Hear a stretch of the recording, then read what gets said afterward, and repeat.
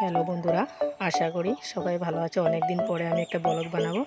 সকাল সকাল আমি এখন দোকান খুলেছি, তো সকালে কাস্টমার এসেছিলো, তাই চা বানিয়েছি, চা দিলাম সবকে। তারপরে আমি যে এখানে ডিম চপ বানাবো, এখানে নিয়েছি অল্প পেঁয়াজ কুচি, এখানে নিয়েছি মরিচের গুঁড়া, এখানে নিয়েছি তোমার মশলার গুঁড়া, এখানে নিয়েছি নিমখ, এখানে নিয়েছি আলু। ঠিক আছে, তারপরে দেখো আমি কি বলছে ডিম কেটে নিয়েছি।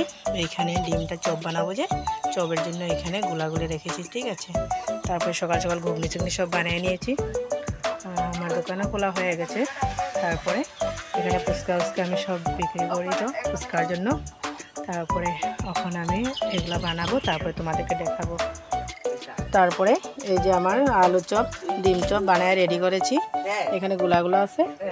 তারপরে আমি এখানে তেল গরম করেছি। ঠিক আছে, তারপরে এখানে আমি এইভাবে দেব, এইভাবে তোমরা ঘরে কোশিশ করলে বানায় খেতে পারো। তারপরে দেখে নাও আমি কিভাবে বানাচ্ছি, সেভাবে শিখে নিও, যদি ঘরে প্রয়োজন হয় কখনো বানায় খেতে পারবা। তারপরে এই দেখো আমার ডিম চপ আলু চপ হয়ে গেছে। এইভাবেই বানাই আমি, তাই এইভাবেই বানায়। তারপরে পকোড়ি বানাবো পরে, কখনো বানাই নেই। দেখে নিও কত সুন্দর কালার এসেছে। ঠিক আছে, দেখে নিও, তোমরা যদি কোশিশ করো ঘরে বানায় খেতে পারো এরকমভাবে শর্টকাট। তারপরে দেখো আমার পকোড়ি বানানো হয়ে গেছে। এই যে আমি পকোড়ি বানিয়ে রেখেছি এখানে, পকোড়ি, তারপরে আলু চপ, তারপরে ডিম চপ। দেখো দেখো কীরকম বানিয়েছি। তারপরে এই যে পকোড়িও হয়ে গেছে, পরে দিয়ে আমি সিঙ্গারা নিজে বানাবো, সেটাও তোমাদেরকে শেয়ার করব। ঠিক আছে, দেখে নিও। এই দেখো আমি ময়দা এরকম করে আনছি, এই ময়দাগুলা এরকম করে ডলে ডলে। তার এই দেখো আমার সিঙ্গারা বানানো হয়ে গেছে। তারপরে যখন ভাজবো তখন দেখাবো। আর এখানে আমি নিমকি বানাবো, এখানে নিমকি বানাবো। এই যে মিষ্টিগুলো বানিয়ে নিয়ে যখন আমি ভাজা হয়ে যাবে তখন তোমাদেরকে আবার দেখাবো। এই দেখো আমার নিমকি হয়ে গেছে, সব নিমকি বানিয়ে নিয়েছি।